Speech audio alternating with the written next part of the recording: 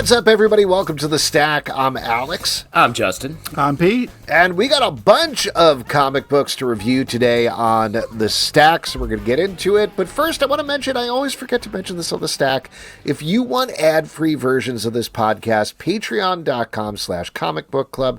We put ads in here for things like our Patreon, and want to make sure if you want to get it ad-free, go to patreon.com/comicbookclub. You're still going to get this ad I just did, but you won't get other ads. So there you go. Yeah, that's a free ad, not ad-free. Exactly. It's very similar but different. I felt good about it in the beginning, but now not so much. Here's the thing about ads, though, Pete. Ads are a lot like bringing different worlds together, like our first book, which is DC Marvel Superman Spider-Man #1 from DC Comics, written by Mark Waid, Tom King, Christopher Priest, Sean Murphy, Matt Fraction, Jeff Lemire, Greg Rucka, Gail Simone, art by Jorge Jiménez, Jim Lee, Daniel Sampere, Sean Murphy again, Steve Lieber, Rafa Sandoval, Nicola Scott, and Belén Ortega. As you can probably figure out from the title, this is once again mashing the worlds of Marvel and DC together. This time very much, for the most part, focusing on the Superman family and the Spider-Man family, with a couple of exceptions here and there. Now, I think the general feeling of the world, and I do think it squares up with podcast as well, is that when Marvel came out first with Deadpool, Batman, it was all right. There was some good stuff in it, yeah. But it was okay. And then when DC came out with their Batman Deadpool, it was pretty great. Now we're getting DC first out of the gate here with Superman, Spider-Man. So does DC keep their high water mark going, or are we looking ahead to Marvel's Spider-Man, Superman to save the day? We're at 2. DC's up 2-1, I think, from a quality, from just a comic book being released schedule. So they're crushing it. Just the release schedule? You know what I mean? They have 2 out. Schedule? They got 2 out. Where's Marvel? Where's Marvel, bro? Marvel on this? Where's Marvel? And that's the kind of incisive review that I think people come here for. But let me say, I do think this is excellent. And if I was actually keeping track of books that I thought were excellent, I would say the score is 2-0. So take that. This book is fun. I really like just the general way they're approaching this, where it's not a bunch of screwing around with portals. It's like, these people are just together. It's fine. We don't need to do all of that. And I love that. And having just the reporter, like Peter and Clark as reporters, which we get in the main story and a little bit in other ways, it's just really nice. It's such a satisfying, like, of course thing. And then we get great pairings of other characters later on. We get a Superboy Prime that is very specific about continuity. Spider-Man 2099, which is wild. There's just a lot. And, of course, the Jimmy Con Carnage that we talked about with Mr. Matt Fraction. A lot of fun here. Pete, how are you feeling about this one? Yeah, I think first off, cool cover. Yeah, this is a bunch of really... By the way, to describe the cover, it's Superman and Spider-Man. Yep. Way to be. Really, wow, it really sells it. What's inside. Just saying the title, again, just so smart. I can tell the Cornell is really showing there. I thought that this was an amazing kind of bunch of stories here. Sometimes you get a mixed bag, but I was impressed with the quality. Art was really kind of next level.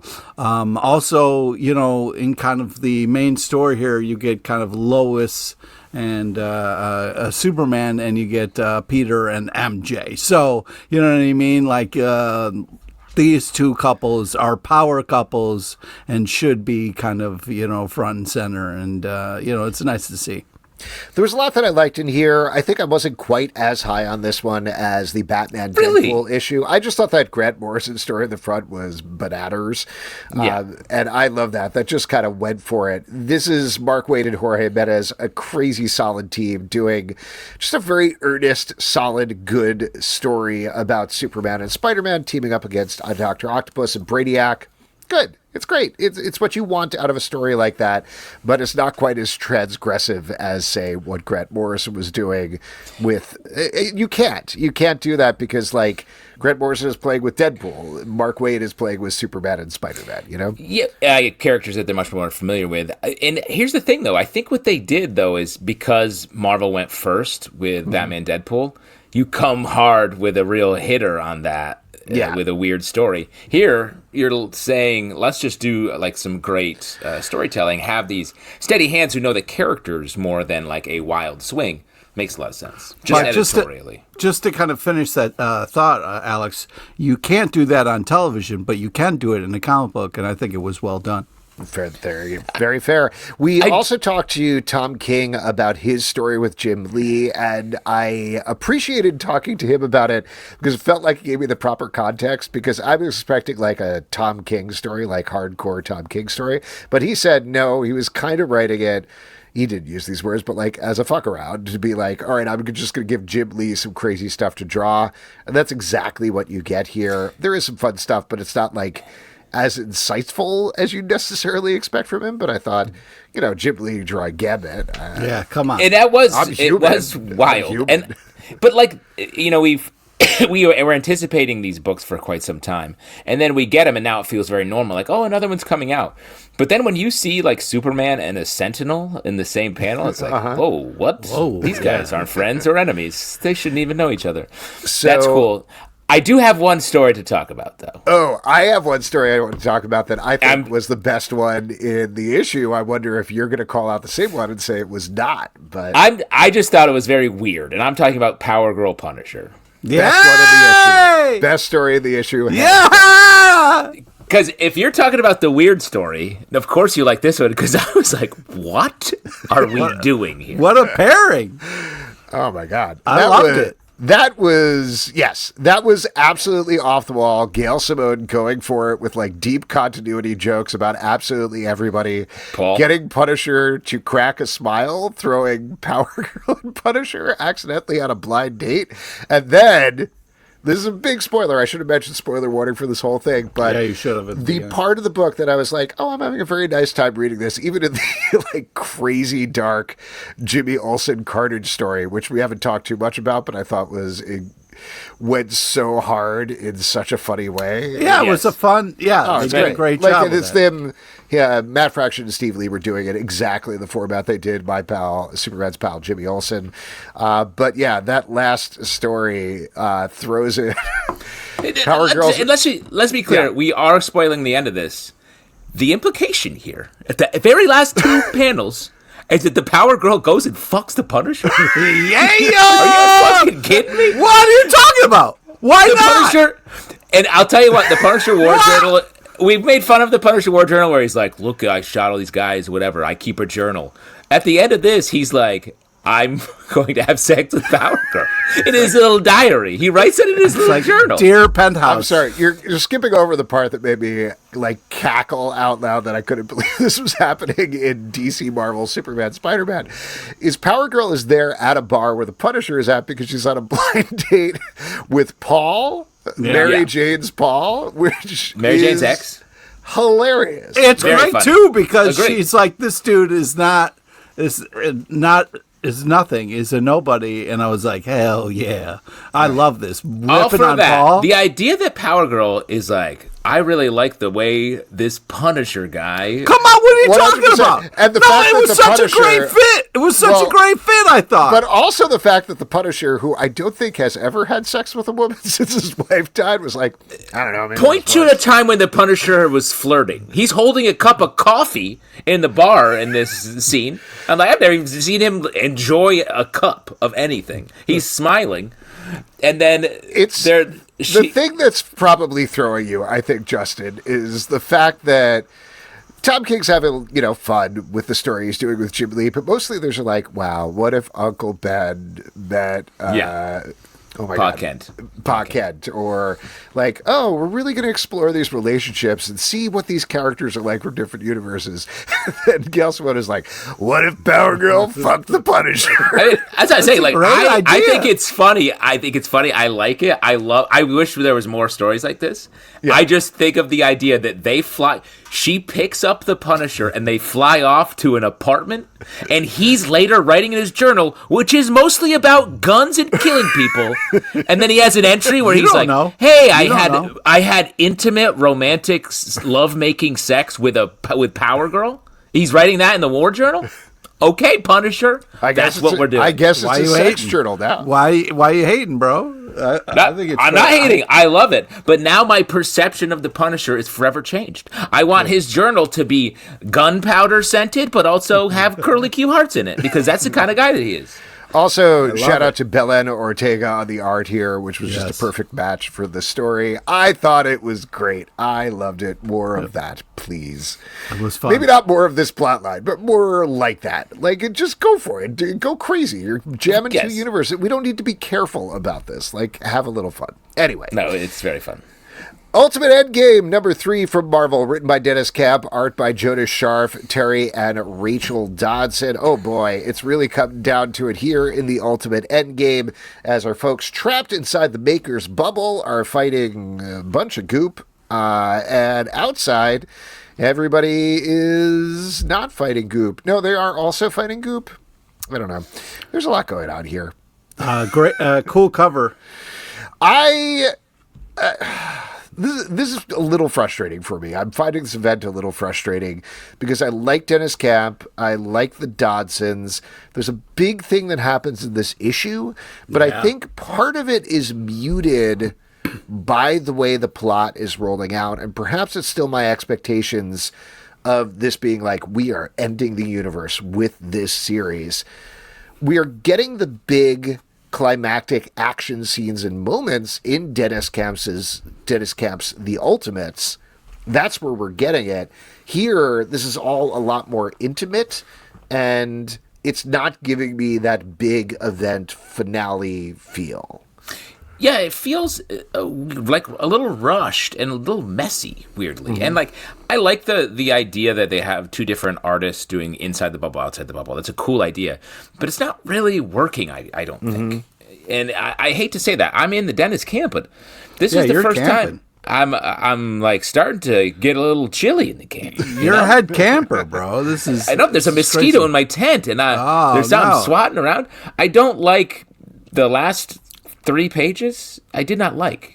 I don't like what happened here, and I feel like you don't like how it happened, or you don't like what happened, or I don't like both technically, but especially from a storytelling perspective, I don't like how it happened, and it's also just it feels especially strange. The whole Ultimate Universe was as up until Endgame was like a Swiss watch. It was so tightly composed and like time dependent and like very meticulously played out, or at least that's what it felt like. And yes, it started to get a little loose in the last couple issues before we got here.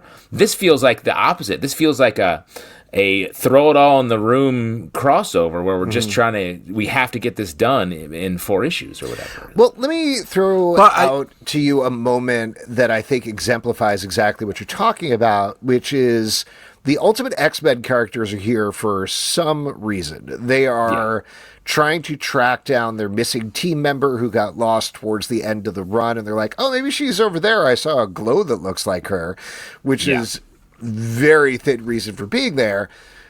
You're following them. They're doing some stuff. The action is just not clear. But then Killmonger comes in and wrecks some dudes, and they're like, oh, cool, it's Killmonger. And that, to me, I was like, yeah, that is cool. This is a cool shot of Killmonger that the Dodsons are doing. It's fun to see them freaking out about Killmonger and asking whether Storm's there and, like, fanboying out and whatever. Very fun. To have that stuff back to back, we're like, I don't know why they're here. Also, I enjoyed this moment. It shows sort of like this juxtaposition of these two things that are, like, jamming against each other, not quite working in this series. I think we can all agree, though, that the art was phenomenal. I really loved the Killmonger stuff, and if we don't want to spoil it, that's fine. But yeah, I can see why you were upset about what went down. It was kind of crazy. Let's talk about it. I will also say I'm not trying to insult anybody personally. Jonas Scharf's art just does not work for me. It does not feel like big event art. I would want to read him on potentially another book, but like. It's not giving me that epic scope. It's like a little too intimate and small. But the thing that happens at the end, and this is a big spoiler warning here, is Spider-Man dies. Yeah. It's rather perfunctory the way that he dies. He's not. There's a cool moment where his suit turns into Carnage, which is fun. I guess. Sort of. I guess I just feel like I've seen enough Carnage right now. And like I like the Carnage stuff in the main universe. So when it happened here, I was like, God, this is the one thing I am already seeing of Spider-Man. Like, I was just surprised at. The thing that I was struck by is, like, I expected a bigger ending from Ultimate Spider-Man, the book. Right. And if there had been a sacrifice by this sacrifice or this sort of sacrifice from Peter Parker in his book, followed by a note saying goodbye to Mary Jane, that would have been more impactful to me than him semi-randomly dying in the third issue. There's time travel involved. There's characters jumping all over the place, so there's every chance to bring him back or figure something else out, or this isn't exactly what we think it is. But I agree with you. It just sort of happened, and I was like, huh. I will say, reading this issue, one of my takeaways was, I think the Ultimate Universe is ending. Mm-hmm. I feel like they're like, yeah, we're done with this. They've made me feel that way. So I'm like, well, I guess they are telling the truth. Oh, what a bummer. Yeah. Well, why don't we move on to something that maybe isn't a bummer? Absolute Wonder Woman, number 18 from DC Comics, written by Kelly Thompson, art by Hayden Sherman. In this issue, we're continuing the arc of the Absolute Suicide Squad attacking Wonder Woman. She is on the run, and this issue, Zatanna turns sides and helps her out a little bit, and maybe strikes up a little bit of a flirtation with her. I'm just going to throw that out there. Seems like that's what was going on in the issue. But we also find out that the walking fiery skeleton who is fighting her is, in fact, Zatanna's father. And more things are going on. Pete, I know you're a big fan of this, so what do you think? Yeah, first off, cool cover. Another great issue of Absolute Wonder Woman. It just continues to be a real blast. Wonder Woman really goes through it, loses her arm, and, she's such a badass, man. That doesn't even slow her down, I was like, man. But yeah, love the Zatanna stuff, fun father kind of conflict that we're getting here. So yeah, I'm excited to see where this is going. They do such a great job of moving forward in each issue and getting you excited for more. So yeah, I've been loving this. Which arm would you want to lose if you had to choose? Well, since I'm right-handed, I'm going to go left. See, I would lose the main one. Try it out. Wow, that's hardcore, bro. Let it go the hard way. Hardcore. Anybody can do the easy thing and lose the boring old other hand. I'm going to go the hard way. Boring old other hand? Yeah. I don't like the way you talk to your other hand, bro. That's you know what I mean? It's heartbreaking. I'm being rude to the my main hand. Main hand over here. You gotta love them both. You know what I mean? Don't talk. You gotta love both your hands, says Pete LePage. You gotta love both your hands. This is a gorgeous book, absolutely beautiful, great every single issue. Love this book. This particular arc has really gone out of its way to feature Zatanna and make Zatanna look cool. The characters are even like, man, that girl is really awesome. Like, they're really building her into something. So I wonder if that is intentional. But the baseline Wonder Woman story, we get a couple great scenes of her just on the Wild Isle, and every time we go there, it feels so pointed, poignant, and just beautifully drawn. It's just great. Feral, number 21 from Image Comics, written by Tony Fleecs, art by Trish Forstner and Tony Rodriguez. Tony Fleecs talked to us about this issue a couple of weeks back on the podcast. Go give it a listen, but since this is the 21st issue, it is a tribute to the classic G.I. Joe silent interlude issue, but with cats. Again, I want to give a big spoiler warning here because there's a wild thing that happens towards the end of the issue, but most of it is silent as our cats have been taken to a makeshift CDC facility, and one who is hearing impaired escapes and tries to make his way out, leading to a surprising revelation at the end of the issue. What'd you guys think? Well, first off, this was very enjoyable. I love the homage. It really felt like an old kind of Storm Shadow, Snake Eyes kind of homage here. So I really appreciated that. Also, I was disappointed we got words because I was like, oh, this is going to be the silent issue, but it's like almost fully silent. The last couple of panels. Because there was a little talking right at the end. Yeah, there was a little talking at the end. I was going, oh, boo, words. You really ruin it. I think those words were well placed. There's also signs, which are words for your eyes. Yeah, but you can let that slide. You know what I mean? Interesting. Yeah. I thought this was great. I think it's really funny that they're set, like the above the title words here are silent interlude. Like it's being sold as a silent interlude. Mm-hmm. And I think, I didn't know people would be like, oh, sick. But yeah, I guess like it works on Pete. Yeah. The other thing I want to highlight in the art is the amazing use of depth in this. I feel because there was more space without word balloons, they really went out of the way to set things back in the frame. There's a real foreground background, which you don't always get. A very active foreground and background. You don't always get that in comics, and this issue just feels like it really made an effort to let us fall into the world a bit. Yeah, sorry, just to kind of heighten what you're saying. Yeah, the putting the fucking art first and to kind of really letting the artists flex a little bit on what they can do with the panels. And yeah, great job of talking about not only the depth, but also just the different kind of tone the story taking can have when it's all art led. And I just feel like it's such a nice thing every once in a while, and it's just so great for an artist to be able to kind of tell a story. What'd you guys think about the end of the issue? I thought it was awesome. I love this thing that happened. Yeah. I love that if you read, I know we're not actually mentioning what the spoiler is, but this is the first part of an arc, and they don't reveal what the title of the arc is until the letters page, I think, is where they reveal it is, which very fun. So if you are a fan of Tony Fleecs and Trish Forstner's work and their previous work, definitely pick up this issue if you haven't picked up Feral, whatever that may be. Yeah, it's good. It's good. If you like this series or another series they worked on, equally, you will love this issue. I'm sneaky. Wolverine. Yeah, really sneaky. You should do trailers. Did you do the trailer Did you do the trailer for Project Hail Mary? Because man, was that subtle about revealing what happens in that movie. Yep.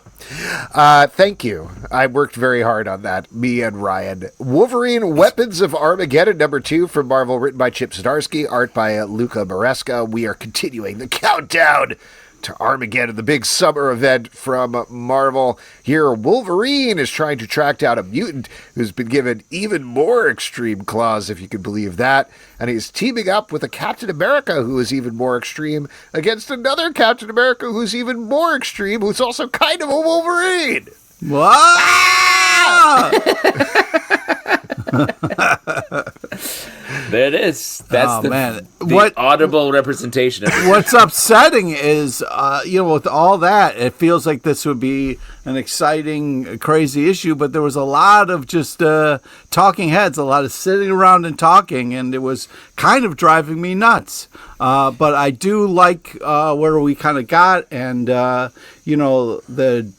Duke Nukem character is like a good character that I'm like, oh man, I can't wait to see this guy die. So it's always fun to see that character, because I'm like, man, I hope they kill them, or at least I know this is like going to be kind of a fun situation. Yeah, I mean, I hear what you're saying, Pete. I have a thing against Nuke as a character. For some reason, like, Nuke is treated like, he presents as like the most henchman of henchmen. Right. He feels like a big pile of meat who's like, how do you know I'm American? I got a fucking flag on my face. That's right. And when he's like the main villain, like doing stuff, I'm like, this guy's not doing stuff. He's a slab. And that's my own bias. So I just want to put that out there. Okay, I appreciate you sharing that. I like the idea of Wolverine at the center of this sort of espionage, superhero espionage type story. And this cover's excellent. I feel like that's what we're getting. It does end up, and I like talking, it does end up feel like a chattier issue than I expected. Yeah. It's interesting. I, for whatever reason, like this one better than the first one. And I do think that's because we were getting into the meat of the characters a little bit more. Like, a lot of this is reviewing Nuke's origin story in particular and showing how it ties into Wolverine. It's reminding us who David Colton is, if you haven't been reading Captain America. So a lot of this is, hey, do you know this guy? They're going to be important for the Armageddon event. Get up to speed on them. Yeah. But I don't know. I like the character work here. This is very much Chip Zdarsky in serious mode, but Luca Maresca's art is very solid as well. It's great. So I don't know. I'm still iffy on this whole thing because I just don't know what it is, but Yeah. that's not a fair thing to put on the book, except I also don't know what this book is, so, and we're halfway through. I'm starting to think it was reminding me a little bit of like maybe laying the groundwork for something like Lazarus, the Greg Rucka series, where you there's going to be a lot of different factions with their own cap that are going to be these like WMDs that are going to go fight each other, and so it has that like espionage nations, there are different factions fighting, betraying each other. Wow, we're just going to see different Captain Americas just beating the shit out of each other. I think there's that, but I'll throw out there, I'm still sticking with my theory that what Armageddon is going to be about. We know that Red Hulk takes over Latveria and everybody's fighting against him, but I think what's actually going to happen is David Colton is going to get an origin box, get awesomely superpowered, and all the stuff he's talking about in this issue where he's like, I'm really frustrated about the state of America, will be like, well, I can do it. I can do it to the entire world. So he's going to basically like out Red Hulk, and wait. But here's the thing, we can't do another like One World Under Doom type story. Nah, it's just like... just did that. Wait, I think that's why I think it's going to be very factional. This isn't going to be a meteor's coming to Earth and we got to get the best miner and the most badass person to be an astronaut? They're oil drillers, Pete, first of all, not miners. You're thinking of Lord of the Rings, I believe, where they were dwarves. Different movie. Who do you think's going to do the sexy animal crackers down the pants? Oh, man, the little pillow talk amount. Definitely Deadpool. Definitely Deadpool. To himself, probably. Nothing sexier than animal crackers. I don't want to close my eyes. Flash, 31 from DC Comics, written by Ryan North, art by Gavin Guidry. We had the team on this week on the live show, so listen to my interview about this very title. We already talked about it a lot there, but it is a back-to-basics approach for the Flash for Wally West, recentering him with his family before sending him off on various adventures, and I thought this was neat. But also, I'm in the tank for the Flash, so I'd love to hear from you guys who have been back and forth about the character over time. Yeah, Alex is a tanker, stuck in the Strait of Hormuz, enjoying the Flash book. Oh, man. Just like me, because I really enjoyed this as well. I also love the Flash, but especially when we get a take that's very simple, pure, leaning into the fun. The Flash, I feel like over the last 5 years has just been a wild mix of different ideas. I really liked the one from a couple years ago that was about sort of like failure. It was like this much darker, more like a weirder take that was really good. And then we've been doing some Impulse stuff lately. This feels like just a nice breath of fresh air in the whole series. So very much enjoyed this. Yeah, agreed. The art is fantastic. This is a really fun kind of take and fun look, and I liked all the family stuff. So I'm not normally a Flash fan, but I enjoyed this. Yeah, and Gavin's art is just great. Like, it's the perfect mix for match for what Ryan is doing on the writing. So, really good book. If you've been off the Flash at all, definitely pick up this issue. Plus, he's an interesting fellow. He is an interesting fellow. Gavin? Yeah. Oh. That's and nice. the Flash as well. A good day to you, sir. Void Rivals, number 28 from Skybound and Image Comics, written by Robert Kirkman, art by Andre Bresson. Now, last time issue, for a quick recap from Alex about what's going on in this comic. Well, I was going to say, last issue, I believe we challenged Pete to explain what's going on in this book, and I'm just going to renew that challenge because I don't feel like you properly did with the last issue. This issue, though, I'm sure you can. Just real quick, what's going on here? Okay, great. Yeah. First off, I love this fun cover. Love seeing the ships from Cobra. What is happening on the cover? And this is not me challenging This is the Tribunal, and then you got the Sharkticons underneath. And Tribunal's got some badass shades on and some kind of tentacle arms with either a knife blade or some kind of pinchers. Wow. So yeah, I really. Real command of this cover, Pete. Nice. Enjoyed it. Yeah, I also, a sucker for Sharkticons. The Tribunal's fun. Yeah, just great art, action. And then, I love me some Talk to the Handroids. The letters page, back matter is great. This is a solid comic. I like that you described the cover and then the letters page.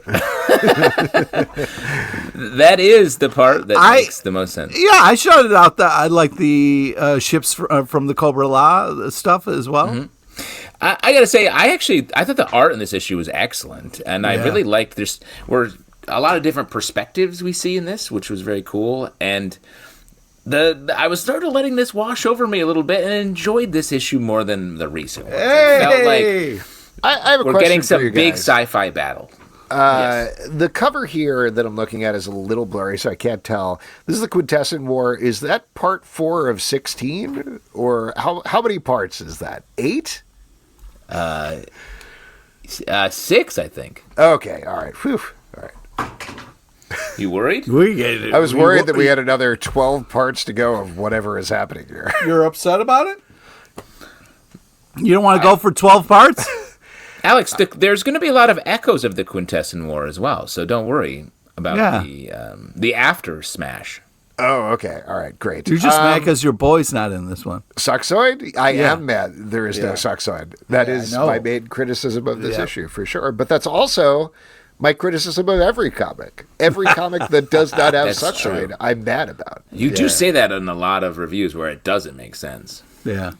Next up, Fantastic Four First Foes, #1 from Marvel, written by Dan Slott and Ryan North, art by Mark Buckingham and Phil Noto. This is set in the MCU continuity, spinning off of the First Steps book that Matt Fraction and Mark Buckingham did. Here, we're diving into the Mad Thinker, a villain that wasn't fleshed out really at all in the movie. In fact, we didn't even see him there.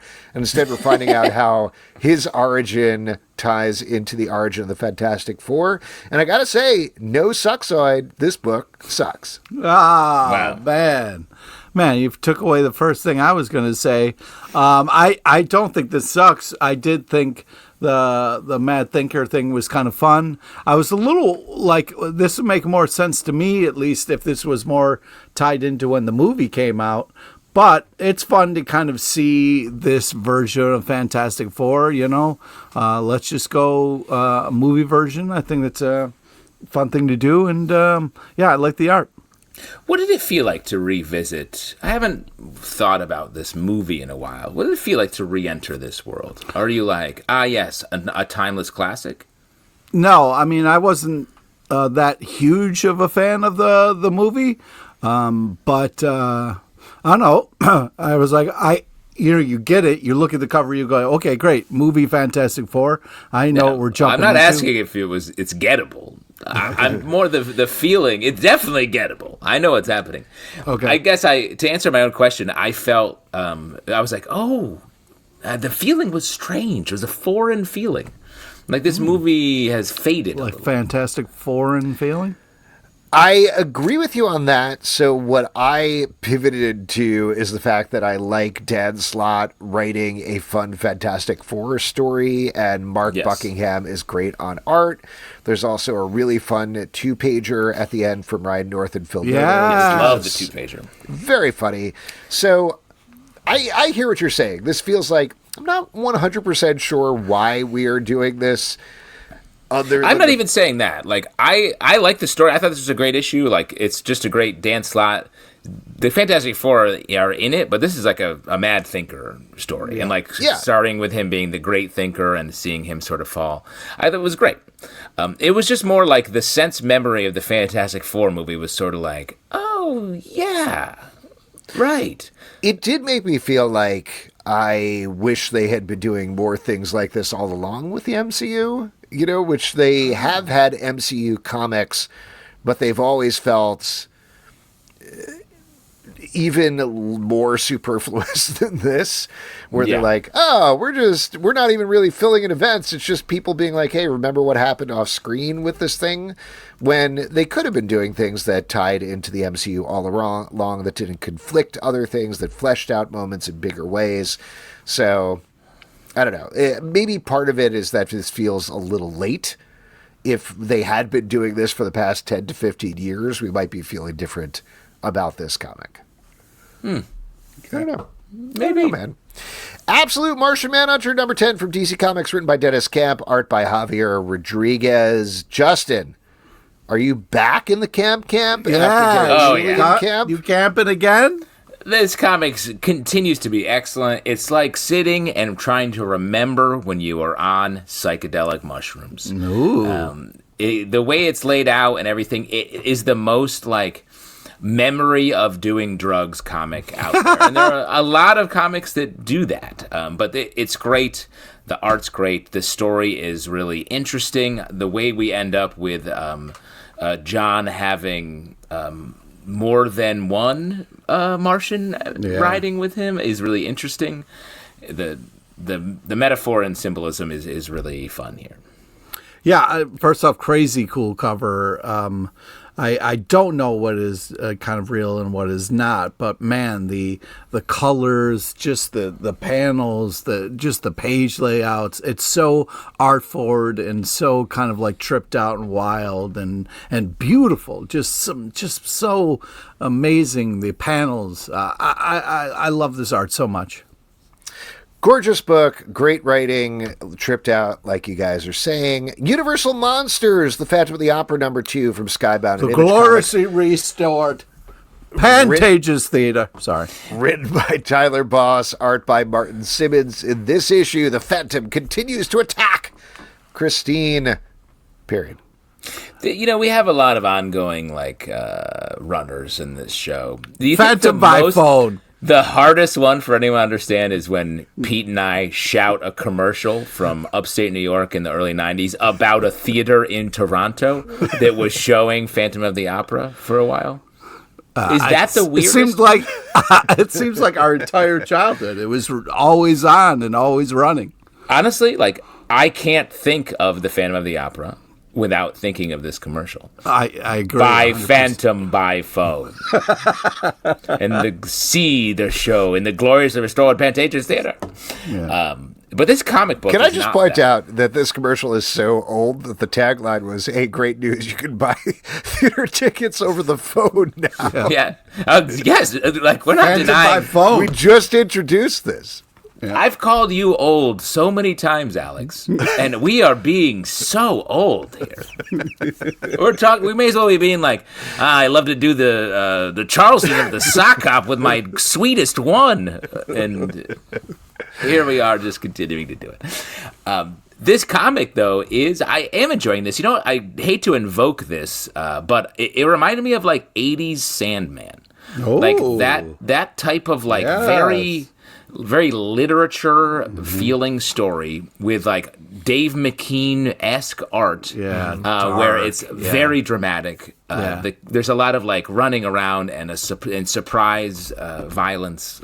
I did enjoy it, and it felt like it's rare to see that very particular flavor of comics than what we saw here. Yeah, I had a real weird moment with this comic, besides the flashbacks to all the amazing commercials of my youth. But the fact that Phantom was I thought he was kind of he would pair up with an actress and torture them, and it would be a real important relationship. In this issue, he's just "You're dead to me." And then he moves on to another actress. And I was like, Phantom, what the fuck? Oh my God, that's Phantom, crazy. I thought you loved her. I thought you loved her. I thought this was your one true, whatever you're trying to recreate. The fact that it's next actress, please. Do you have a headshot and resume? Let me see your references. Hey, that's the biz. I was Brother, God damn, Phantom, that's cold as shit. Yeah, he's by romantic partners by phone. Am I right, Pete? You know what I'm talking about? The gloriously restored Phantom of the Opera romance story? Oh, man. Yeah, but The real answer, though, I think, is this isn't based on the musical. This is based on the original, like, gothic horror story where it was just a dude that killed girls. Yeah, well, that's the thing. Like, in the first one, I was like, why aren't they at a theater? I want this to be more like the Phantom of the Opera I know. And then we got this in this issue, and I was very excited about that. And I do agree that the art is very dramatic and powerful. But also, like, at some points, it's, like, so beautiful I can't tell what's happening. If that makes sense. But then, I also keep trying to make it more like the opera that I know and love. So there's a lot going on in this comic. Yeah, unlike Timothée Chalamet, you love opera and ballet. That's right. That's true. Facts.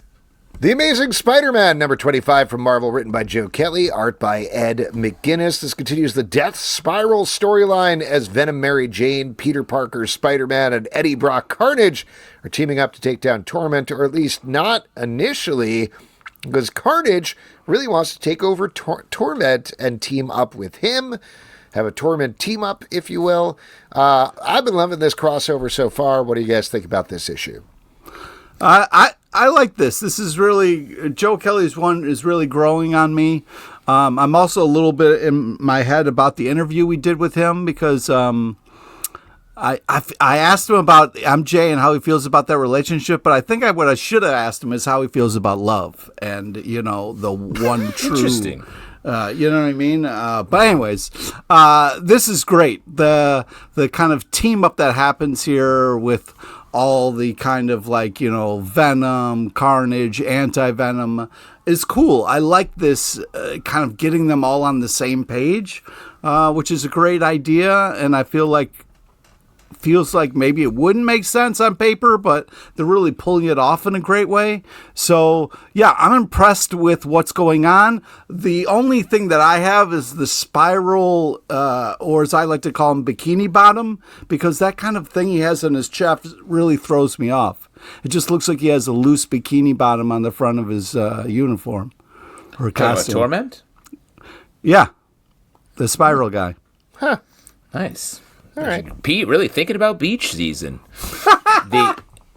I also enjoy this. Ed McGuinness really establishing himself as this generation's Mark Bagley. Like just doing really great comic book storytelling with pop-out moments when Shocker shoots Venom off of Mary Jane and she's sort of hovering in space. I thought that was really cool.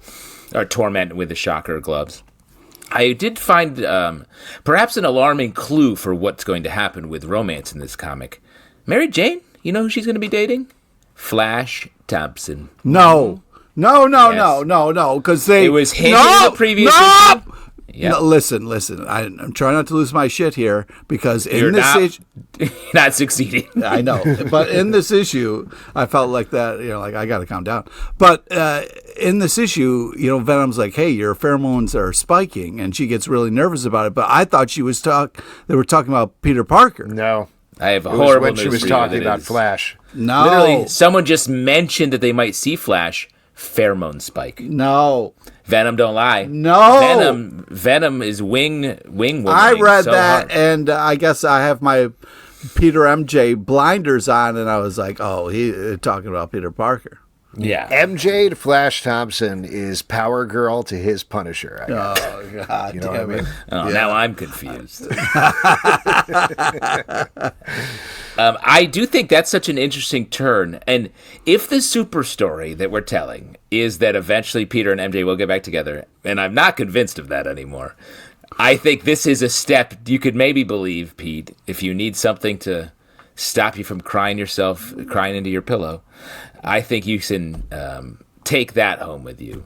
That this is a great step forward to a love triangle, or like a love triangle right out of the past.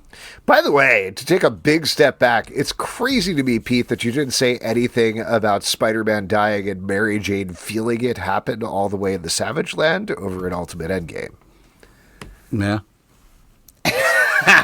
That's not his MJ. I agree that was... Well, yeah, why don't you feel it? Because that's just Ultimate MJ. Yeah, that's the Ultimate doesn't count. That's very clear. Count. I have some bad news for you about all of this, Pete. Yeah, I'll tell you what counts. This issue. Yeah. This Flash Thompson relationship. Superman number 36 from DC Comics, written by Joshua Williamson, art by Dan Mora. With Superman missing, Superboy Prime has stepped in to help Metropolis, and he is grappling with whether he is a hero or not, whether everybody treats him as a hero or not, as he tries very hard to integrate himself into a new life of his own without Lois Lane's help. Doesn't go quite according to plan.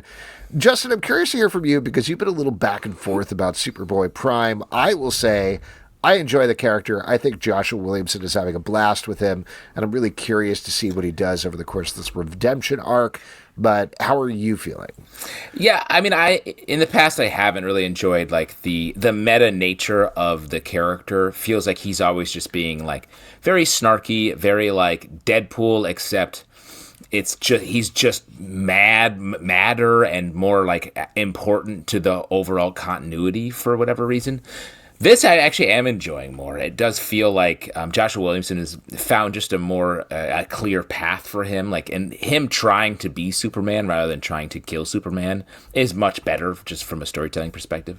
One thing about the beginning of this issue, we have Lois being tested, and they're like, "Yeah, your powers are gone again. They were gone. You had them, and then they were gone, and then you had them again, and they're gone again." And I'm like, what are we doing here?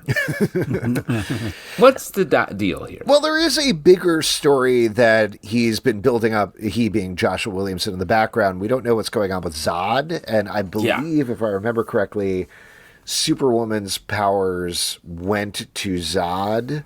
Yes, but then she got them back, and they didn't explain, and we never found out why. So there's something they're building up to here, and I think we're just not quite there yet. Yeah, I'm very curious because I've actually really enjoyed having a superpowered Lois. It's been made for some nice stories, so I would mind having it back, I guess. Prime gives kind of like a pep talk at the beginning of this, and then it gets real meta, and like you said, that it kind of pulls me out of it a little bit. But fun last panel. There was kind of some fun where like there's a picture of Batman on the wall from a comic shop, and then someone said, "You can't read comics all day," and I was like, "Oh, come on, then I'm literally reading comics all day, and you're fucking with me." So that was a little upsetting, a little shot in the nuts there, but amazing art.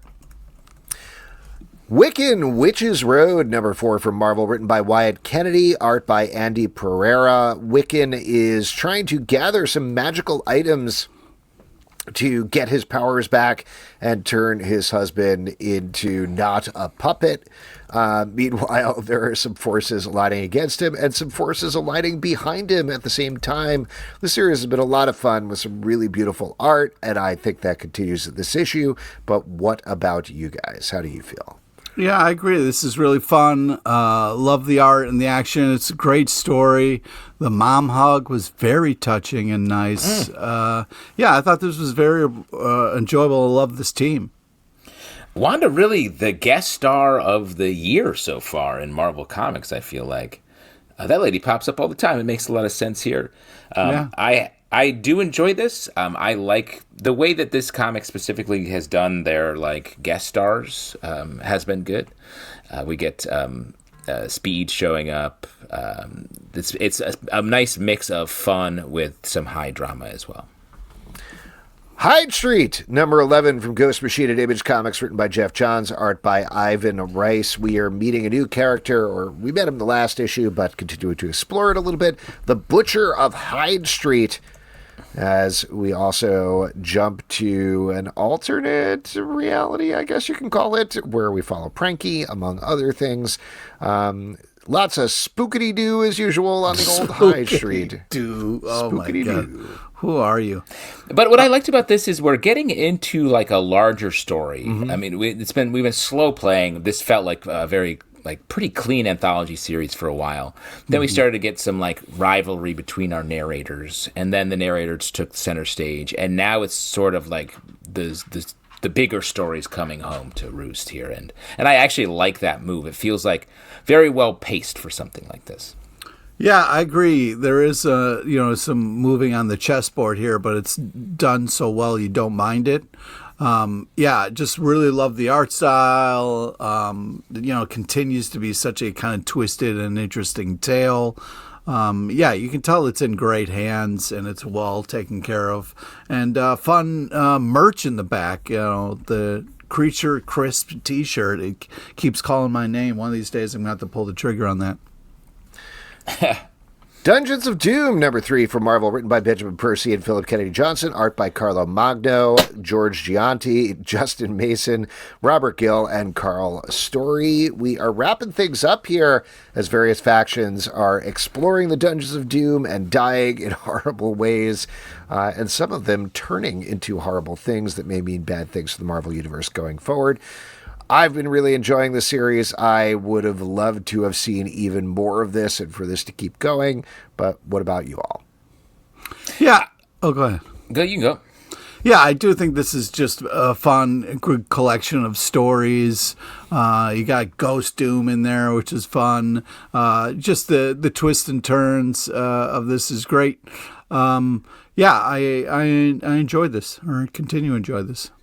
I just love the way the Philip Kennedy Johnson has just been doing so much great horror, and we get more of that here. At the back end of this, we get a nod that there's going to be some characters that he created coming back, and it feels like he's just literally carving out his own little, with a jagged piece of metal, his own little part of the Marvel Universe, and that's awesome. Green Lantern, number 33 from DC Comics, written by Jeremy Adams, Ron Mars, art by Zermanico, V. Ken Marion, Dan Jurgens, and Daryl Banks. This is also the 600th issue of Green Lantern. So we're getting some look-backs to the origins of Hal Jordan and Kyle Rayner, as well as some look-forwards and look-right-heres. That's what I call presents. Look right ears. Yeah, that's presents. That's what you say. I want to be more in the living, more in the look right here's. The looky-loos.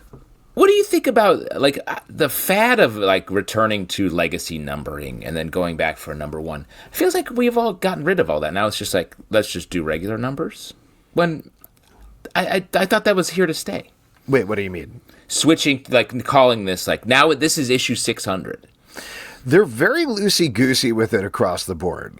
Yeah. I like what Venom did, where they said, oh, we're doing 250. All right, let's just stick with that number because that's a lot more fun, and we'll just kind of keep going with that versus using the previous numbering. I think, I don't know, there's this idea of if you have Green Lantern 600, people will be like, oh, boy, but I haven't read the previous 599. Yep. I don't think that's true. I don't think anybody is going to be like, I have to read 599 issues of Green Lantern to understand this. I think you could just have the numbers and go forward from there. If you really are doing a new volume or a new story, for sure, go back to a new number 1. But this whole idea of constantly doing a new number 1 every single year or 2 years is... That, I think, is more confusing than having the consistent numbering. Definitely from someone who reads a lot of comics, because they're like, yeah, I think it was issue 2. It was issue 2? That was 4 years ago. Oh, right. There's been 6 number 2s since then. Yeah, I agree that... Marvel, wait, just to wrap this up, Marvel just put out a thing for June's Spider-Man things where they were like, issue 32 and 33 of Amazing Spider-Man, continuing the countdown to issue 1000. Yeah. Somebody online on our account was like, boy, it's going to take them a while to get there. That's a long really countdown. Long walk to that. It's tough. It's tough. I do think, though, that, if you're a new person walking into a comic book shop and you see issue 600, that is daunting a little bit. You know what I mean? So, I understand, but at the same time, it is kind of a little bit let's celebrate the fact that you've made it this far. Here's the thing, though. I'm more daunted when I'm issue 7, if I haven't read the ones before that. Because I'm there's only a little bit there, so I'm definitely missing elements. When I see issue 702, I'm well, let's just see what's going on. I think comics are often called a soap opera, and it's like a soap opera, right? Like, if you're like, I really want to get into One Life to Live, you're not like, got to start with the episode that was first in the 1930s or whatever. Sick reference, bro. Oh, well, that's cool, Alex, but I'm doing a rewatch of 60 Minutes from the beginning so I can follow everything, and it's a lot of seasons. Wow. Wow. What are you up to, the Great Depression? Yeah, it's a bummer. But man, I can't wait. Well, for the good more. news is it's all uphill on America from there. Yeah, exactly. Can't wait to see how it ends. Yikes. Anyway, I think we've done a good job of reviewing this. Well, we have This landmark issue. Yeah. Shouts to Kyle Rayner. That's the Green Lantern that over the years I've come to love, and we get some good Kyle Rayner stuff in here. So I'm loving it. Yeah, DC's, we got a lot of big issues this week, which is cool. It's fun to celebrate. But yeah, I thought this was a cool collection of stories, a nice celebration of the character. I wanted some Joe in there, though, as a Joe fan, so a little disappointed there. She's over in Green Lantern Corps, so you can read all about her there, as well as obviously Absolute Green Lantern. Yes. I do think it's interesting that this is the beginning of All in Act 2 for Green Lantern, or we're refocusing on Kyle Rayner, and over The Flash, they're refocusing on Wally West. That both of those characters will be like, why don't we spend some time with the more fun guys rather than the less fun guys? What do you guys think about that? I'm like, yeah.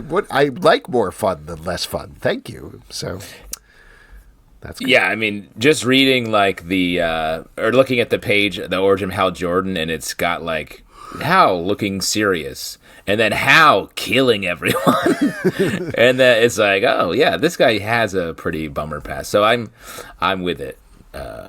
I'm with it. Moving to Kyle. And I will say, I do like the idea of whatever is going on with Hal, where he's like lost in space somewhere with half of the Wonder Twins. That's fun. I'm into that. Yeah, so I do like what's happening with him. Yeah. Uncanny X-Men number 25 from Marvel, written by Gail Simone, art by David Marquez and Luciano Vecchio. In this issue, you're not going to believe this, Power Girl fucks the Punisher. What? Dude, it's crazy. Alex, I don't know how she got them to let her do that. Also, what are you jealous? Are you jealous? Of who? Which Power one? Girl. He's clearly jealous of Power Girl. I heard actually this is running through all of DC and Marvel continuity, that they're just going to like pop around, end up just totally shagging in the background. Sweet. Wait, can I say something? Pete, you were saying that I was jealous of Power Girl. Yes. Right. I would like the Punisher to turn my guts into a war zone, Pete. That's wow. Yeah, put it in your journal. First off, great cover. This is a fun cover, and also sets us up nicely for the comic. Yeah, I like all the action in this. I'm excited to kind of see what's going on here, and I enjoyed the art as well. Gail Simone really just cementing the Chris Claremont-ness nature of her run, like becoming the new Chris Claremont, which is great. Her stories are all over the place, and the dragon is reintroduced in every issue, and I'm like, we know him. He's been there the entire time. And he's always like, remember, you made a deal for the Eye of Agamotto. I'm like, I know that more than like what's going on in my wife's life. I'm so connected to the dragon's relationship with Gambit. I will say this is my favorite arc so far. I think I said that with every issue of this, but I love the juxtaposition of the stories between the stories that's being told to the younger kids and also everybody else fighting a monster squad right out of Universal Monster movies. I thought that was very fun. I thought the kids stepping up to take them down was really cool as well. Very cool.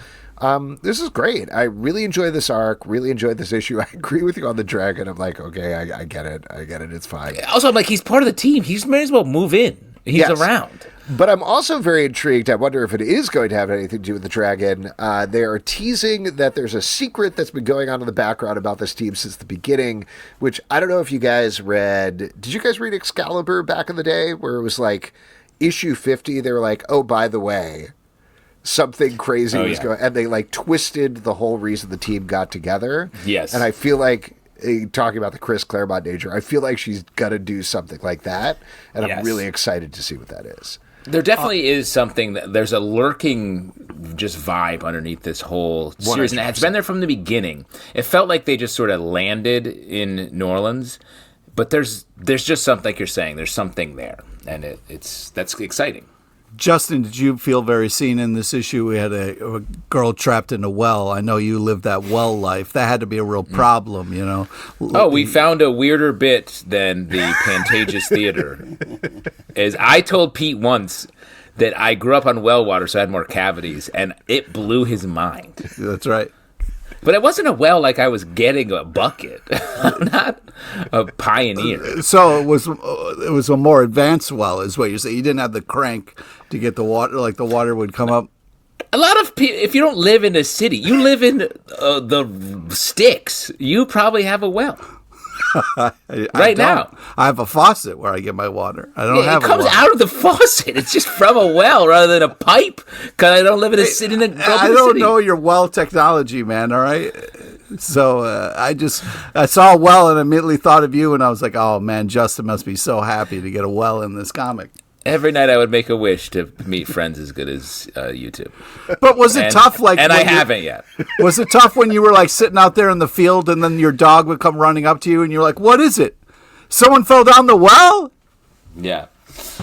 It was hard, and Al missed that pup every day. The ghost of that puppy still occasionally barks in the background of our podcast. When somebody falls in the well, do you have to clean out the well before you can drink again? Leave the corpse. Leave the corpse. It's like an au jus. You know what I mean? It's really a nice flavor. It's called a marinade.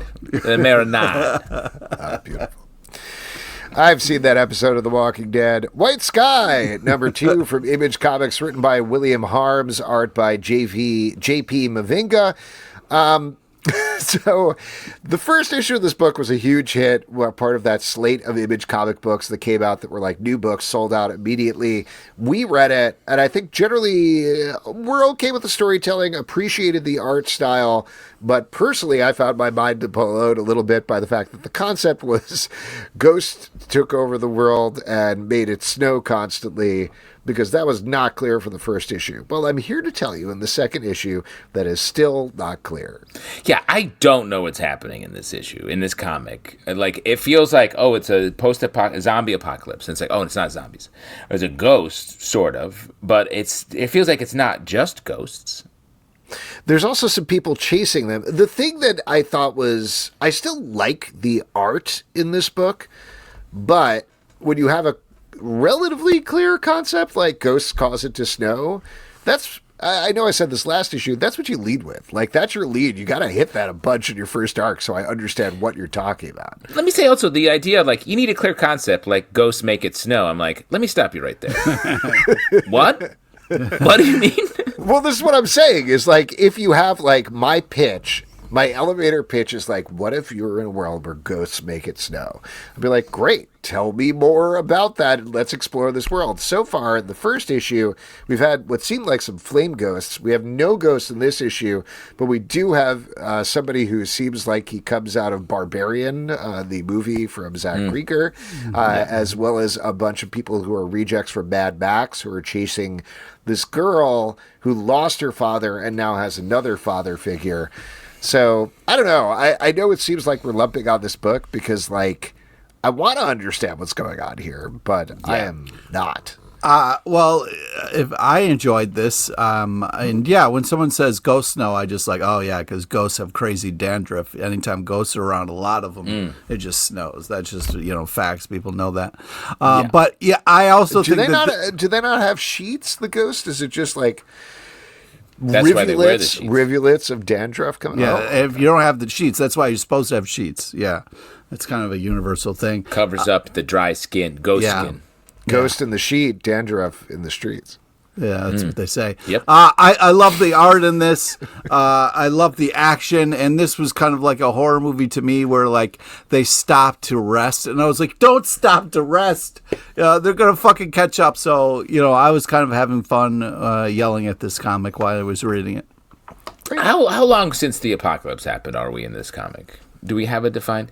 Because like I know it like cannibalism is a fun thing to get to, but they're so whatever's happened, they are like, they have a cannibal shop. They're like a butcher shop of humans. It's probably been like what, 24, 48 hours, something like that. It's just crazy because think about how that would work. You would have to start eating human. You'd have to have enough like-minded people around you. They're like, hey, we need another human to eat. Why don't you be the human butcher? And we're going to set you up downstairs where you're going to hang the meats. You're going to make the human chorizo, the gabagool. You got to get let's grind up, get some human sausage. They have a butcher shop in this. So that takes time just socially to get to the point where you're have a business around cutting up humans. I hear what you're saying, Justin, but at the same time, hearing you describe this in such detail, you're making some compelling points. That if the world falls, I come find you, you make me a nice human chorizo, you make me some gabagool. You've got it all figured out. Yeah. I will say that came right out of my mouth really fast. You know what I mean? Like too much. Yeah, I'm worried about you. There was no delay. Well, here's the thing. I like chorizo. I love a salted meat, and where's your line though, bro? You know what I mean? I hope to find it someday, Pete. You don't. How far down off the road is your driveway? Not unrelated question. Not far. Not far. No. Huh. Yeah. Iron Man #3 from Marvel, written by Joshua Williamson, art by Carmen Carnero. Madam Mask and AIM are trying to create their own Tony Stark, and the real Tony Stark is on their trail, but first he has to get past MODOK, who is being attacked by a bunch of other folks. This comic book is a blast. I'm having a really great time with it. Joshua Williamson seems to having a great time as well. MODOK out of his costume is really silly and weird. Yeah. And I love the paces that he's putting Tony through. It's really fun. Yeah, I like the sort of the A to C thinking that happens here in a very sociopathic point of view. Like the idea that AIM is like, or Madam Mask is like, here's how we're going to make the next Tony Stark. We need to put these kids who are smart in a same situation, and one of them will emerge. And then her next level in this issue is like, we need to get Tony Stark so close to the edge of dying that he comes up with another fucked up invention that we can steal from him. Like, that's just very smart and slightly terrifying thinking. Yeah, it's super scary, but I enjoyed this comic. I thought, the MODOK stuff was really fun. The Pepper Potts kind of busting them on a date was fun. Yeah, I think that the kind of messed up place where they left Tony Stark and the tune in next time to see what happens is kind of a fun thing. So, yeah, I thought this was really solid. The Peril of the Brutal Dark, an Ezra Kane mystery #2 from DC Vertigo, written by Chris Constant, art by Jacob Phillips. We are getting a sort of old-timey noir detective who is stuck in a very Indiana Jones type situation. Pete, you seem pretty psyched about it, so take it away. Yeah, I love your description. It's got such a great vibe to it. It feels old school, but it's so warm and kind of welcoming. Just such a great tone and feel to this comic. Amazing colors. I love the twists and turns that are happening in the story. It's a fun kind of mystery that we're riding along with, getting information as each kind of book goes on. So, yeah, I'm kind of really having a blast with the setup and the execution of this. It's a great team that really knows what they're doing. It's just written with pure confidence. The art, like you said, Pete, the colors in this are just beautifully done. It's so atmospheric. It's like a classic, like dark Spielberg-y feel to it. Like, it's just really great. Everything about this is a epitome comic if you are out there looking for something to dive into. Nice. The Punisher #2 from Marvel, written by Benjamin Percy, art by Jose Luis Soares. In this issue, while Jigsaw is building his case to try to destroy the Punisher might be destroying himself, as he has a massive brain injury that he and Microchip are trying to deal with. Pete, a couple of people called you out on the live show for not picking the Punisher as one of the things you were excited about coming out this week. They were like, hey, what the heck, man? Don't you have to like every Punisher comic that comes out? The answer is no. No, I don't. You weirdly don't. Yeah. But here's the thing. I'm riding with this because I'm excited to see what's going to eventually happen. Because right now, Frank's in a lot of pain. I don't like to see that. Microchip is trying to help, but he's more hungry than helpful in this issue. And the doctor is kind of a dick. He just throws pills and runs away. I was like, classic doctor move. So, yeah. It's one of these things where I want to get more excited about the Punisher, but we don't really have enough to get excited for. That doesn't mean it won't get there, but right now we're kind of building towards something. Frank has got something wrong with his head. He's not in control, and after a scan, the doctor is like, it looks just like you a fucked up army veteran who's lived through a lot of shit. So, yeah. Sorry, he's a Marine. I shouldn't say Army, but anyways, I just think that it will hopefully get there, and I'm excited for it to get there. But yeah, so far so good.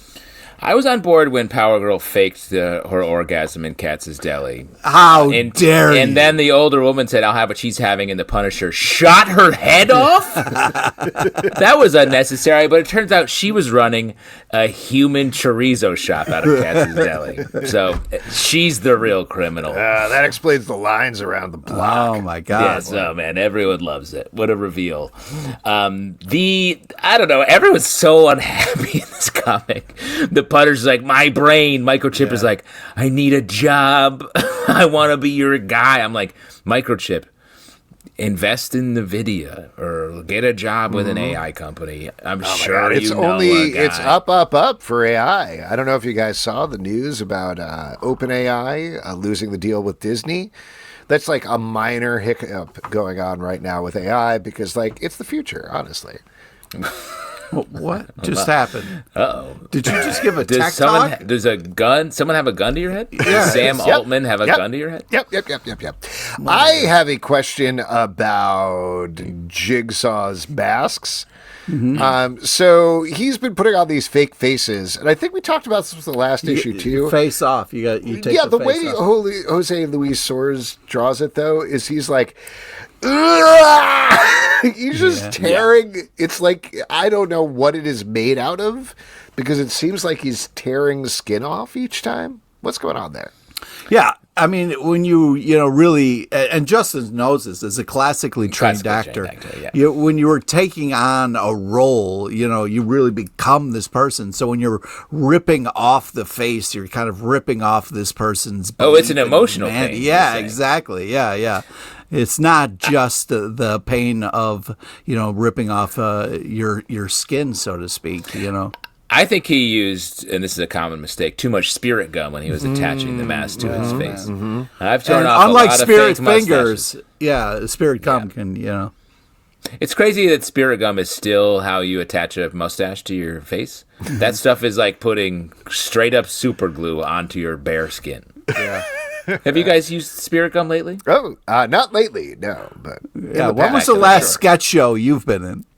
Me? Been a little while. World Tree number 19. I know, Justin. You perform Comics. Regularly. I'm out there still. Yeah, but Alex, I saw an Elephant Larry sketch was just making the rounds on the internet recently. No. It was. I mean, I know which one it was. Well, is it set in a doctor's office, Justin? Tell us what's going on. Oh my God! No, I'd prefer not to. Yeah, let's just move on. I think we could move on and talk about this wonderful comic book. I was actually talking about the car alarm sketch, but I don't know what. Really? I'm curious what you're talking about. Oh, okay. There is a sketch that we did with Elephant Larry back in the day that, in retrospect, is not great. I mean, I think the sketch is fine, but some of the words we use maybe should not be used. At the time, it was okay. Yeah. Now it's not okay. Actually, now it's fine again, so it's all good. Anyway, It gets passed around, and every once in a while, people send it to me or one of the other guys in Elephant Larry be like, hey, we see your sketch out loud. We were like, please don't send that to us. It's great.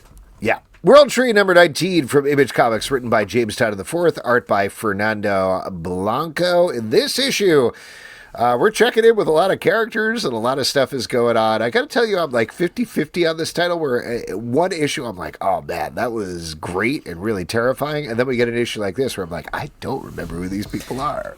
Well, the tone shifts a bit. Like, we're into like a big crime vibe in this one, like sort of military and all this and espionage. And I was like, oh, it's sort of cool. But I was like, I don't remember this being a part of the book. And at the end, I was like, oh, you're like, oh, awesome. the naked lady. You're like, I remember her. Well, believe me, I remember her.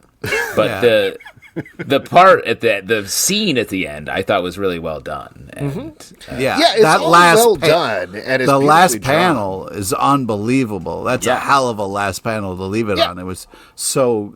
I mean, just you want to talk about the depth of a panel, Justin. The stuff kind of going on throughout that whole thing is really impressive. Yeah. It's just hard to track all of these characters over the course of however long this book has been coming out. It's one that demands close reading and close attention, and I don't know. That's all. Also, when I see the title, I'm like, is it World 33? And then I'm it's like, actually it's World Zero World 33. And part of my brain wants to be like, is it trying to say World Trade? But that's not what it's trying to say. Oh, yeah. Well, it's a shame you can't get past the title because the book really takes off after that. Yeah, after you get past that. But yeah, I do think that it is impressive. You can't read this in public with a naked lady, but the art is really intense. No, you can read it with a naked lady. Same thing. Yeah. She'd be like, oh my. Yeah. Oh dear. Well, she's like me.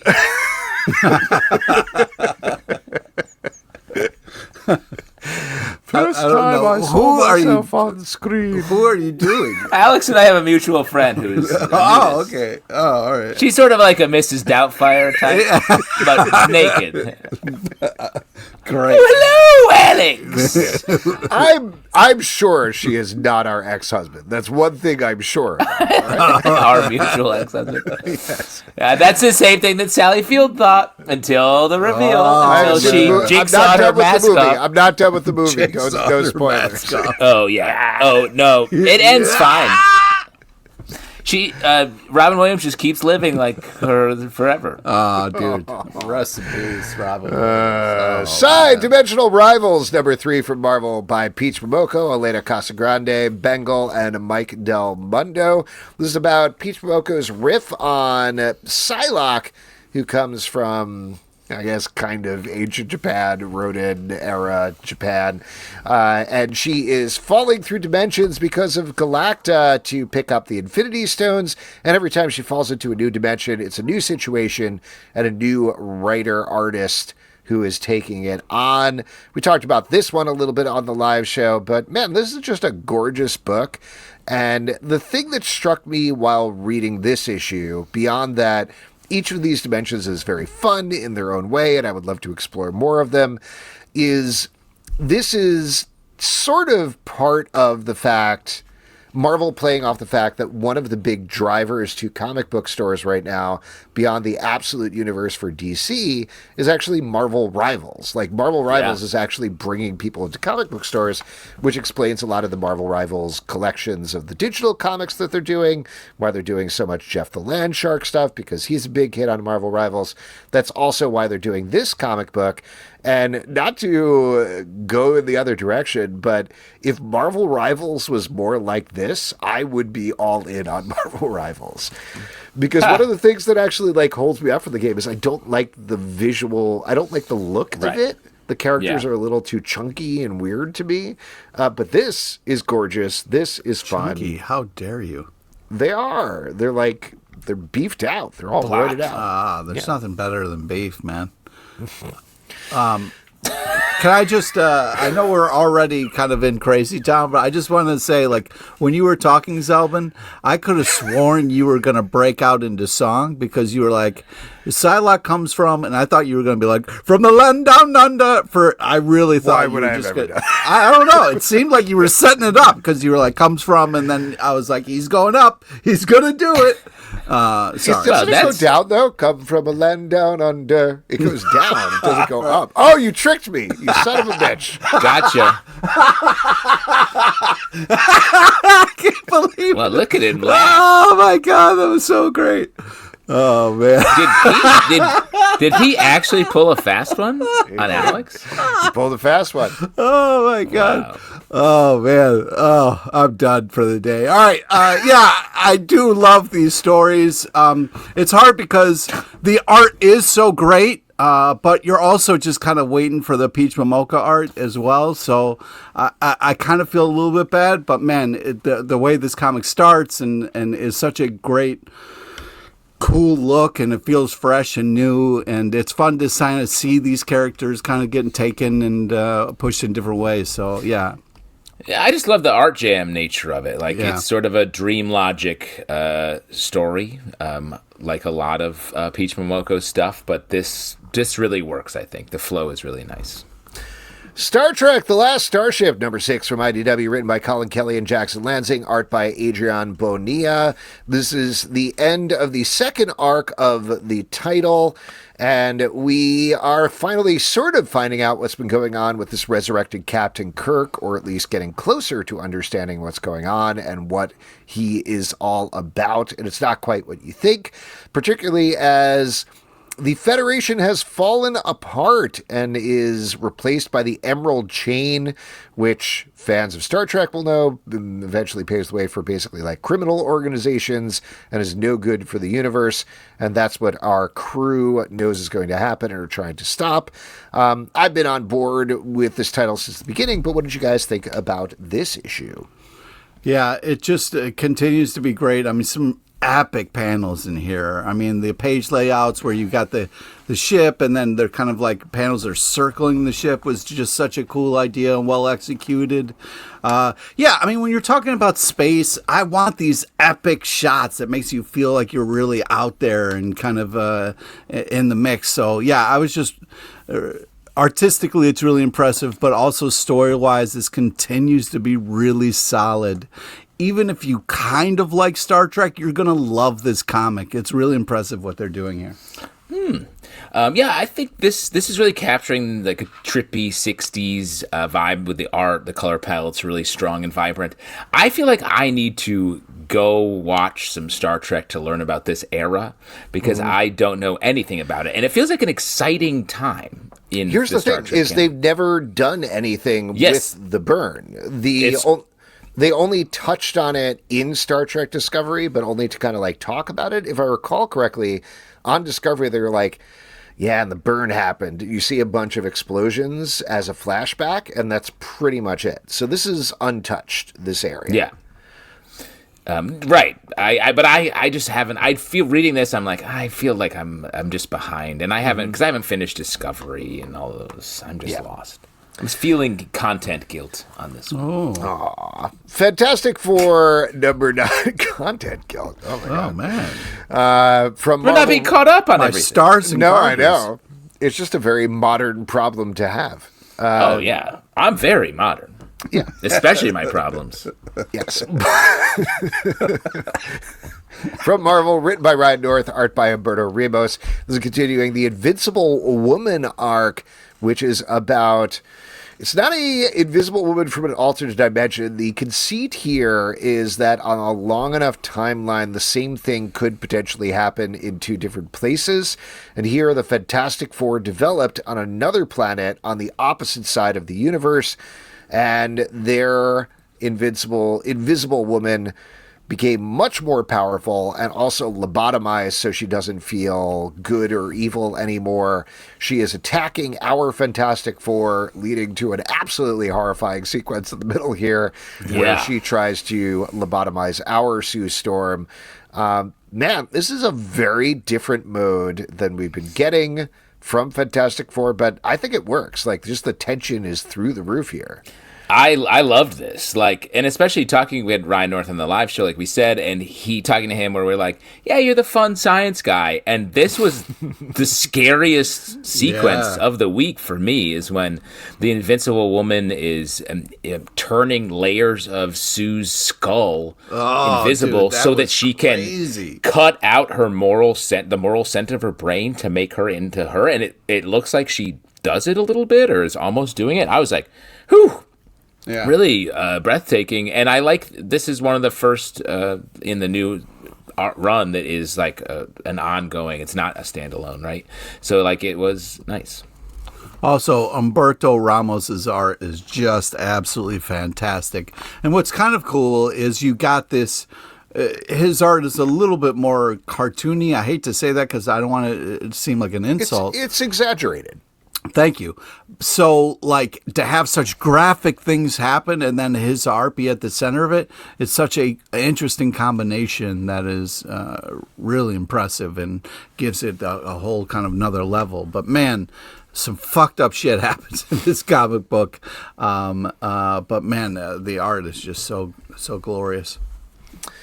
Death Fight Forever, number 2 from Image Comics, written by Andrew McLean, art by Alexis Zirrit, Al Goffa, Sam McKenzie, and Erwin Papa. This is a mix of Masters of the Universe, G.I. Joe, Street Fighter, and a bunch of other things. Come on. And here we're dealing with the fallout of the crazy stuff that happened in the first issue, where one of the basically like Double Dragon, Ryu, and Ken from Street Fighter brothers, one of them died, and now the other one is a drunken lout who doesn't want to deal with his life. Meanwhile, the Pythona, would you say, Pete? Or... Sure, yeah, it's a kind of Cobra-looking villain. Yeah, Cobra-looking villain gets hurt. They team up, so stuff going down. Pete, what'd you think about this issue? This is just an 80s blast. This is just so much fun. I love the look of this. I love the feel of it, the colors, the way the art is just kind of, it's such a vibe, such a tone, such a cool thing that brings me back to a happy place. And they're popping eyeballs in this. This is crazy. I think that I'm all for this. This is just hits a lot of spots for me and really kind of brings a lot of fun together. So I'm really impressed with the look and feel of this comic. When I was reading this, I was imagining Pete doodling it in his Trapper Keeper. Yes, dude, yes. It feels very much like when Pete should have been listening to his biology lesson. He was actually just doodling this comic on line paper. But yeah, same thing. Like the moment when the eyeball is like plunked out of the eye socket, I was like, oh, it's just so good, and it is so classic feeling, a classic 80s feeling. It's really nice. Yeah. Generation X-23, number 2 from Marvel, written by Jody Hauser, art by Jacopo Camagni. This is following X-23, who has encountered a new series of mutants who she thought were going to be tortured and experimented on, but seem to actually be kind of okay. They're chill. They're hanging. Crazy not to numbers. Start off on a dour note, but I do want to mention that after this, almost immediately after the first issue of this was released, Jacopo Camagni sadly passed away, I believe, after some heart surgery. So this is one of the last works that he's going to be doing. So I will say it's a particular bummer reading this because his art is great. And art is excellent. Yes. Yeah, and in that's particular, really like the character designs. I was thinking about a lot while I was reading this. Like, there's a lot of attempts to make new mutant characters, and these look cool. In comparing this to what's happening in Uncanny X-Men, where Gail Simone has really gone out of her way to craft new mutants that we get to follow, and it feels like this is at the beginning of that same track. Like in this issue, I really like. We're getting to know these characters. They don't feel like disposable mutants. It feels like these characters could ride for a long time, and so I hope the series can continue. And R.I.P. Jacopo. Yeah, rest in peace. Yeah, it's kind of this interesting idea of if they kept the experiments going, like how many numbers is there? And there's like an infinity guy. There's so many numbers. Just so many numbers. It's like, did you know that Green Lantern's on issue 600? Sort of. Yeah. That's almost insurmountable. Yeah, I think I mentioned earlier in the podcast that I wanted to go to college for theater and math, and I decided not to do math because I was like, too many numbers. I can't handle this. Yeah, exactly. Yeah, let's recap stuff from earlier in the podcast. I think people Let's really recap enjoy numbers. 602, 603. I do love this comic, and I like this team. It's great to see X-23 kind of handling her business in this, and I really think that this is enjoyable, and R.I.P. Are you ever worried that we catch up to present time with our recap? And we're just recapping what's actually happening. That would be crazy if you were saying something about recapping was presently happening. Oh, my God. You imagine that? Oh, the worst. Hey, Justin, I'm excited to hear what your thoughts are on this next comic. Pete, recapping the future. We moved it. Department of Truth, Back it number up. 36 from Image Comics, written by James Todd IV, art by Ben Templesmith. This issue we're focusing on dinosaurs and religion, and Ben Templesmith being on the book, which seems like a perfect fit to me. I said this a little bit, but this issue then came true after I read it, that it just feels so present. There's a whole section here about war and how media changed war. Yeah. When in World War II, it was about the stories that came home, and then once we had cameras at war, everything got much worse for everyone. There was no glory. It was just negative, and then it became almost like selling. This book just lays out all this stuff, and it feels like there should be a page in this about what's happening literally right now. It just feels so present and upsetting, but it just really, you come out of reading this with so many thoughts. Yeah. You also have thoughts, Pete? Yeah. He has too many. Justin's the Department of Truth guy, so I defer to him. But tripped out amazing art, a story that is way over my head, but I'm glad Justin gets it. And there we go. That is it for the stack. If you'd like to support this podcast and all the podcasts we do, patreon.com/comic book club. Also, we do a live show every Tuesday night at 7 p.m. to YouTube. Come hang out. We would love to chat with you about comic books. Apple, Spotify, Android, or the app of your choice to subscribe, listen, and follow the show. comicbookclublive.com for this podcast and many more. Until next time, we'll see you at the Comic Book Club. Yeah. Oh, hello, Alex. I am your ex-husband, the Punisher. No. Bring that war zone to my guts.